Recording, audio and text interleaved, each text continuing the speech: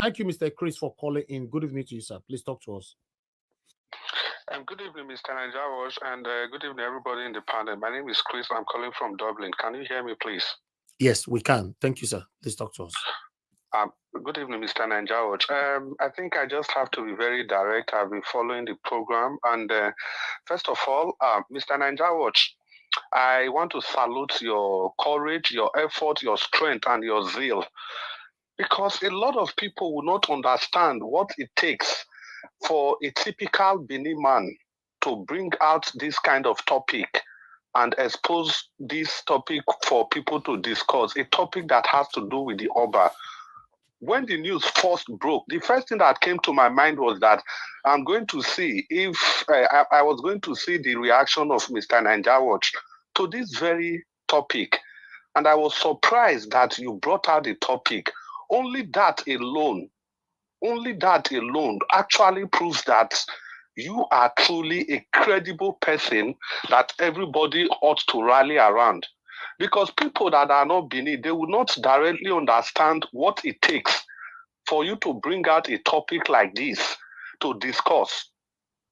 People have lost everything that they have for just only inferring to the Oba of Benin.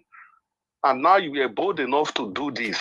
So whatever any person feels, I don't think you should bother yourself too much, because the integrity, the strength, the tenacity, the courage for you to even put up this topic for discussion already shows that, yes, you truly are for the people. Then as for the comment of the Oba, I want to sincerely believe that we all should be more objective in trying to criticize what the Oba has said. Can I ask any person which other traditional ruler before the election took any position? None. It was this only Oba of Benin that took sides with the obedient. We remember what he did to Peter Obi and that Ahmed when they got to the palace. Remember the cup, the 300 years old cup that he brought out to serve them drink. It is only very special people that receives that cup.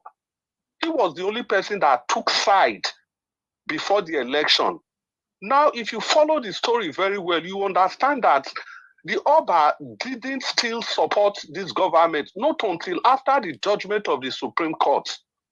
So what else do we want the Oba to do at this time?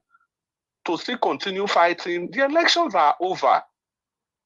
And moreover, we shouldn't forget that this Oba was the Nigerian ambassador to Sweden for many years, before he became Nigerian ambassador to Italy for so many years. Despite that, despite understanding what diplomacy is, the Oba still took side with the LP. He took side with LP to show that this is where he stands. This was where he stood. But now those periods are gone. The elections went to the court and the Supreme Court has delivered a judgment. It is only right for him to be able to say what he has said. And I still believe strongly, he's not just saying it from the point of the fact that it was actually God that gave Peter Obi the mandate. We understand in life, just like Mr. Alex was trying to illustrate, there are times you rush a child to the hospital, a baby and the child die in the hospital. And people still say, well, it's just the will of God. Do you want to tell me that God will allow a little child to go like that?